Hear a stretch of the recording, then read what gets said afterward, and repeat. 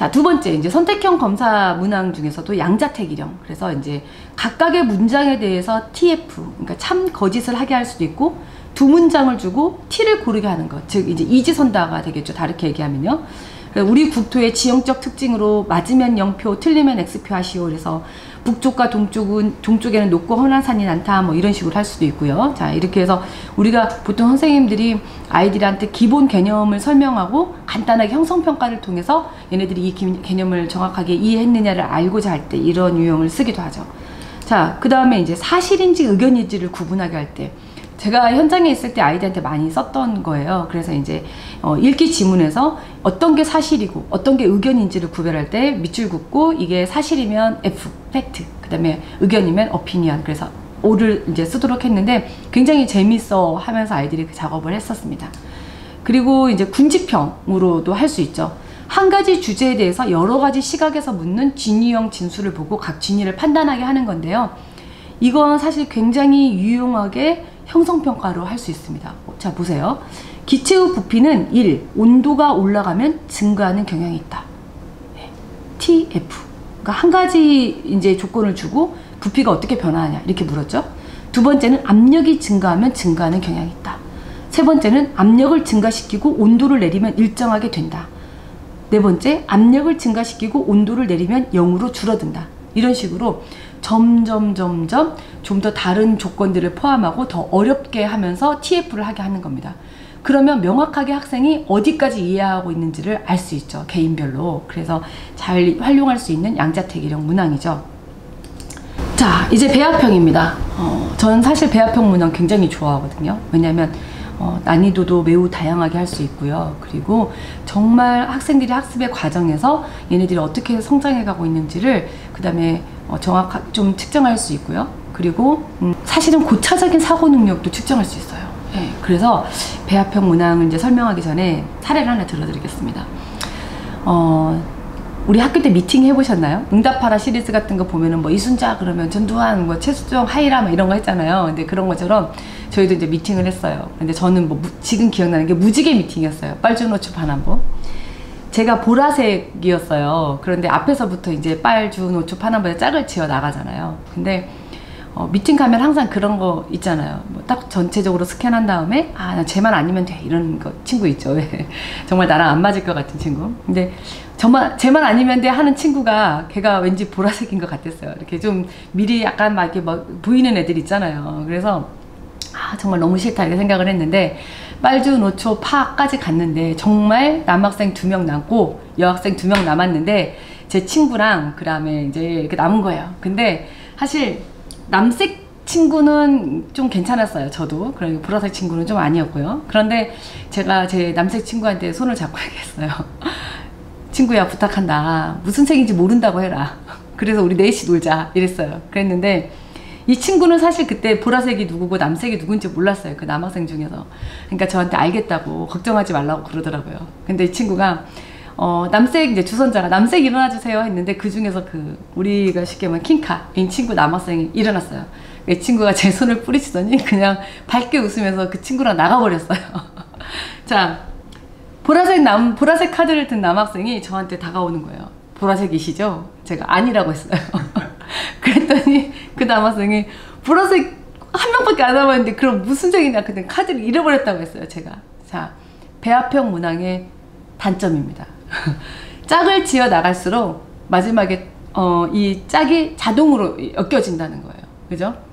그래서 배합형 문항을 만들 때는 전제군과 답지군이 있는데 한쪽을 많이 해야 돼요. 네. 저희과에 엄청 그 남학생들에게 인기가 많은 여학생이 있었어요. 그래서 뭐 그 친구가 나갈 때는, 예를 들어서 그 친구가 뭐 혜민이다 그러면, 야, 우리 이번에 혜민이 나가니까 남학생 한 3명 더 나와야 돼, 이렇게 얘기를 하기도 하고 했었고요. 뭐 그렇죠. 네. 배합형 선생님들 아마 여러분들 그 많이 아실 거예요. 근데 그 중에서 아마 주위에 있는 4, 5, 6번 배합형에 대해서는 잘 들어보지 못했을 겁니다. 자, 먼저 우리 쉬운 단순 배합형부터 한번 보시겠습니다. 전지와 답지가 한 묶음으로 되어 있는 경우죠. 답지군의 수가 아까 말씀드린 것처럼 전지군의 수보다 많아야 되죠.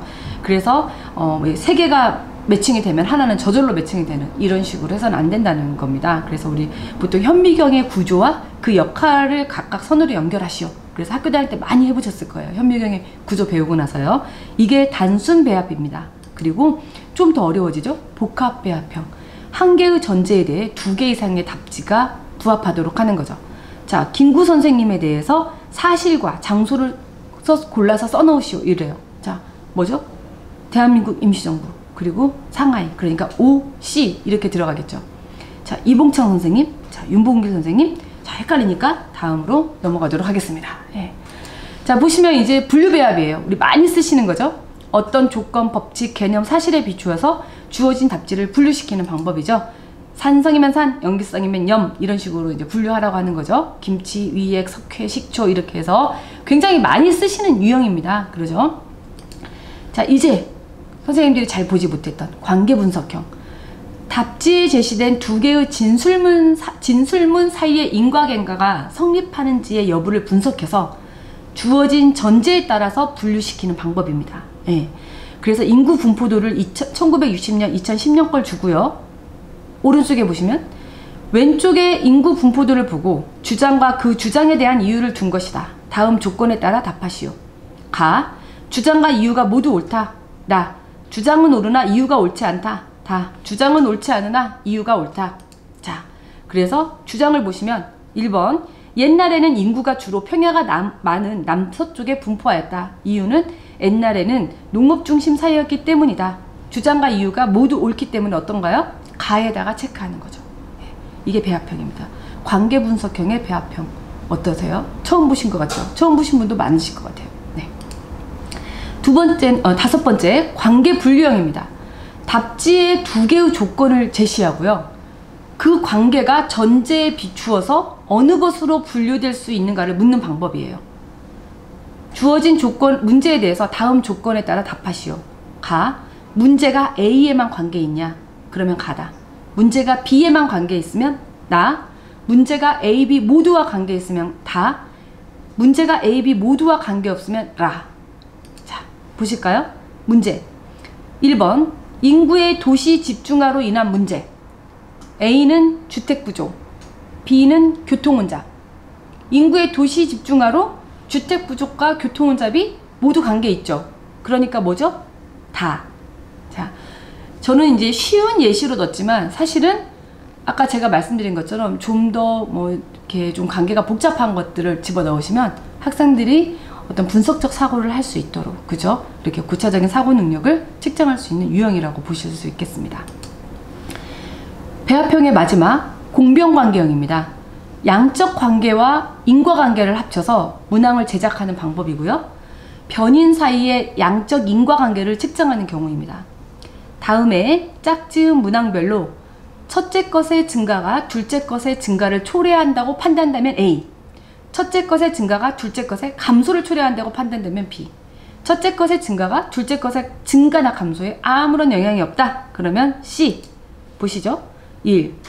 자동차 등록 대수 대기 오염도입니다. 첫째 것의 증가가 둘째 것의 증가를 초래한다. 그러면 A죠. 자, 2번 특정 지역의 토양의 밀도. 이것은 폭우가 내린 후에 그 땅의 물의 흡수량. 토양의 밀도가 높으면 흡수량이 높아지냐 아니면 감소하냐 이거잖아요. 자, 이런 식의 공병관계형의 배합형 문항도 있다라는 것입니다. 자, 말씀드린 것처럼 배합형 문항 유형은 교실평가에서 형성평가로 활용하는데 매우 효과적인 유형이기 때문에 여러분이 가르치는 교과 그리고 학년 수준에 맞는 이런 다양한 유형의 배합형 문항을 활용하시면 좋을 것 같습니다. 지금까지 설명드린 선택형 문항, 즉 첫 번째 한 게 뭐였죠? 선다형, 그 다음에 두 번째 양자택일형, 세 번째 배합형 문항, 이 문항들의 유형들을 한번 살펴보시고 학교에서 이렇게 우리 중간이나 기말 또는 선생님들이 형성평가 자체 제작하시잖아요. 이렇게 문항 개발하실 때 검사지 안에 이 세네 가지를 혼용해서 이렇게 활용을 하시면요, 아이들이 훨씬 더 다양한 문항 유형을 다양하게 접하면서 조금이라도 더 재미있게 검사를 치를 수 있게 될 것 같습니다. 감사합니다. 오늘 유튜브 첫 촬영 기념으로 이렇게 회식. 곱창. 편집자 앤드 잔소리하는 분 회식. 아니야. 물론 저는 가서 또 편집을 해야 돼요. 오늘 네 발로 걸어가실 분. 설마.